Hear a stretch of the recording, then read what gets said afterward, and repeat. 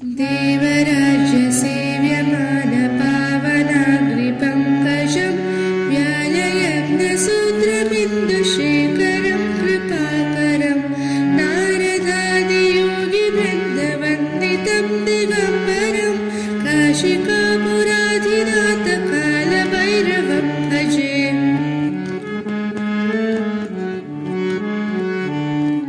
भानुकोटिभास्वरं भवाब्धितारकं परं नीलकण्ठमीप्सितार्थदायकं त्रिलोचनं कालकालमम्बुजाक्षमक्षशूलमक्षरं काशिकापुराधिनाथकालभैरवं भजे।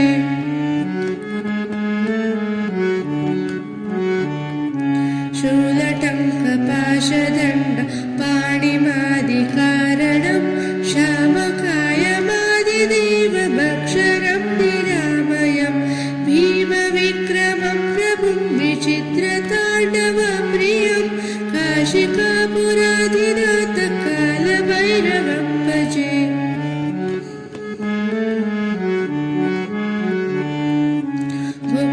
भुक्तिमुक्तिदायकं प्रशस्तचारुविग्रहं भक्तवत्सलं स्थिरं समस्तलोकविग्रहं निह्वणन्मनोज्ञमेवकिङ्किणीलसत्कटिं काशिकापुराधिनाथकालभैरवं भजे।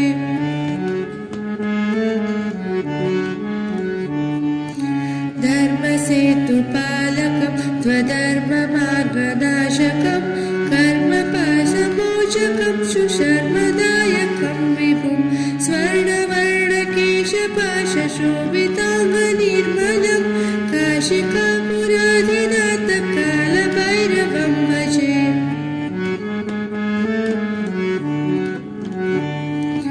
रत्नपादुकाप्रभाभिरामपादयुग्मकं नित्यमद्वितीयमिष्टदैवतं निरञ्जनं मृत्युदर्पनाशनं करालदृष्टभूषणं काशिकापुराधिनाथकालभैरवं भजे।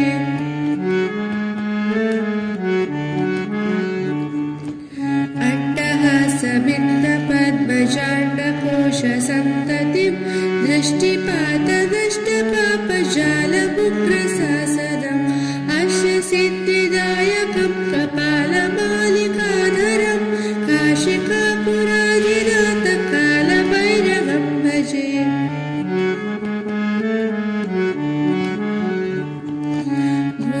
भूतसंहनायकं विशालकीर्तिदायकं काशीवासिलोकपुण्यपापशोधकं विभुं नीतिमार्गकोविदं पुरातनं जगत्पतिं काशिकापुराधिनाथकालभैरवं भजे।